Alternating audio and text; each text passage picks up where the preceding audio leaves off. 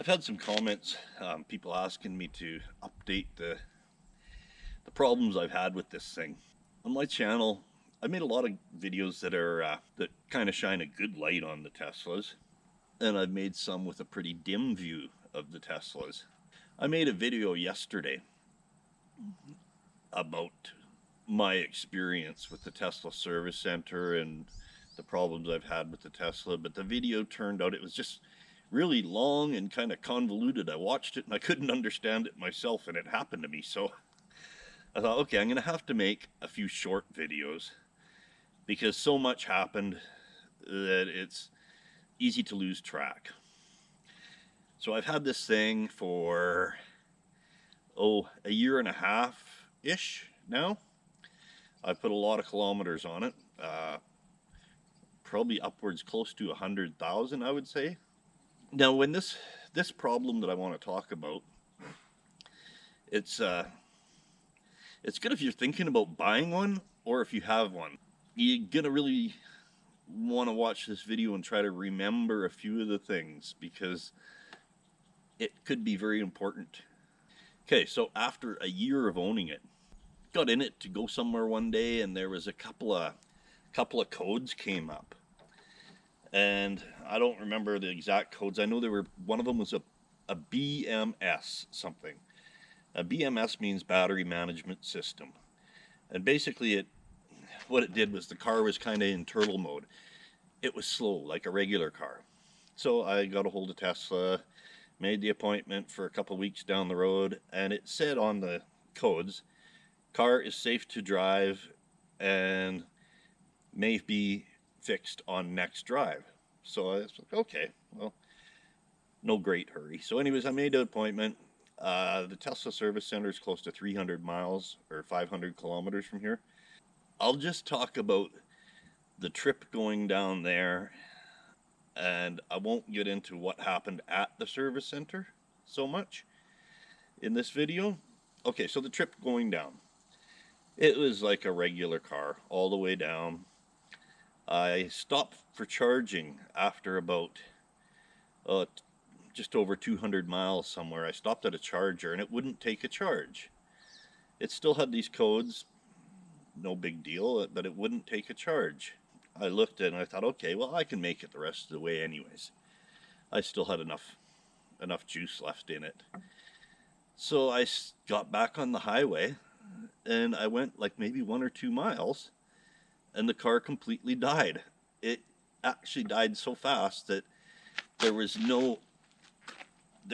barriers on both sides and there was nowhere at all to pull off. So I had to pull off on kind of a middle island. I called for a tow truck. First I contacted Tesla.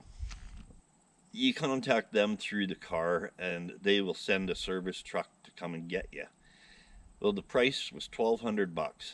I said no way. Called around a little bit, found a tow, $500 Canadian. That's where the problem started there. The tow truck driver had no idea how to tow a Tesla, even though he said in broken English, he was East Indian guy, I guess, turban. In broken English, he says, yeah, I've towed them before. Well, apparently not, because he had no idea how to even put this on the truck. They have to use a tilt deck, flat deck, and you have to put the car in tow mode. Well, basically, when it died, we were locked in the car. You have to use the manual door lock openers. And the manual door openers they're located just where they are in a regular car, so they're, not a big deal. But once you go to put the car in tow mode, the computer was shut down and I couldn't put it in tow mode. So, I should have clicked in right there to what the problem was, but no, not yet. So I tell him, well, you got to pop that little cap on the front off.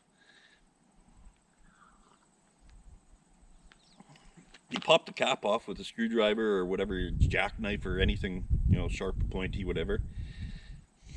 And behind that cap, you have to reach in and find 2 wires. And you pull these wires out, you hook them up to 12 volts, or even a 9-volt battery will do it, and that'll pop the hood open.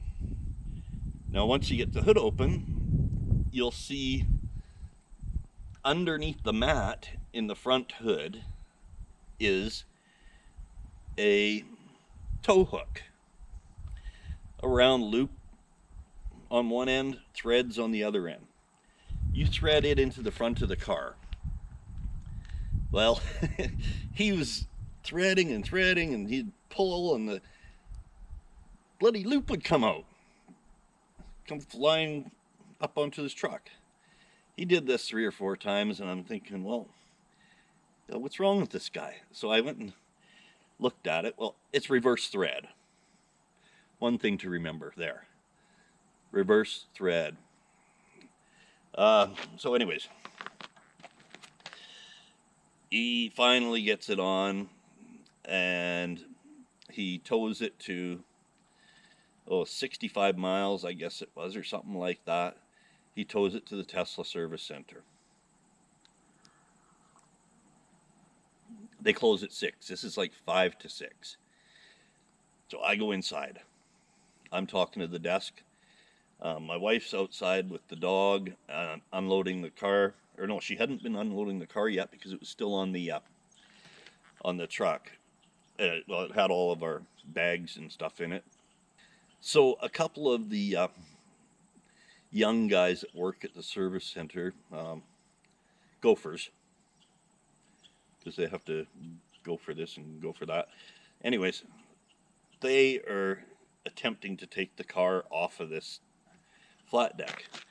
Well, as you can see on the front of the car, the hook pulls it up from the right, so the car was askewed a bit on the deck, crooked.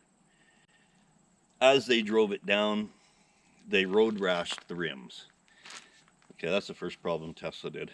Now, I'm going to get into the other problems and the things that Tesla did in the next video, because it's a really long video if I don't do it this way. But what I will say, if I would have been thinking, I probably wouldn't have had to take it to Tesla. It was something I probably could have fixed in the driveway. It's kind of a flaw with the car too, because I see a lot of people on the Facebook groups with Teslas. They get different codes come up on their dash, on their screen, and they're like, what's this? And you can look at these codes. You can look on your operator's manual, which is on the screen. What I've noticed is probably 90% of the codes that come up, there's one simple, easy fix, and it has nothing to do with what the codes say. What it is these things have a 12-volt battery, just like a regular car. They have a big battery underneath, yes, but they have a 12-volt battery right there, under the hood.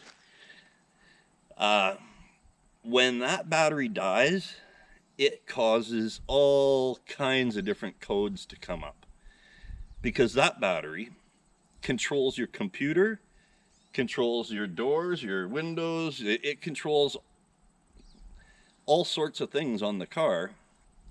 And what it controls on this car is the same thing they replaced at Tesla. It controls the high voltage contactor. I have some knowledge of electrical. A contactor is not a new thing, it's old. It's gas cars have them, and in the gas cars they would call it a solenoid. In an old car, it would be located on your inner fender well. Same thing as a contactor. It's a magnetic switch that allows for big, heavy drawing things to operate. So on an old gas car, rather than, if you think about like the size of the wires that go to the starter from the battery, they're big heavy wires. Well, they can't have a switch from the battery to the starter, so they have a contactor, and it works by wires, small wires that go up into the ignition. Same thing as this. The contactor works from the computer. Well, how can the contactor work if the 12-volt battery is completely dead? It can't. So I think replacing the 12-volt battery would have fixed my problem. And for 95% of the Teslas out there, replace your 12-volt battery no matter what happens before you bring it to a service center, because chances are that's the problem. Usually it is. If I would have thought about it, I would have thought, well, this car is like 6 years old. Couldn't hurt to replace the battery here in the driveway, and I should have done it. It's an easy process. It's slightly different than replacing a battery on a gas car or diesel car. It's slightly different, but not a big deal. And the batteries, the 12-volt batteries for the Teslas, on the older ones anyways, are dirt cheap. They're way cheaper. They're cheaper than my quad battery is. They're 120 bucks. I think that would have saved me all the grief of these next two videos that I have to make and show you what I've been going through and still am going through with this.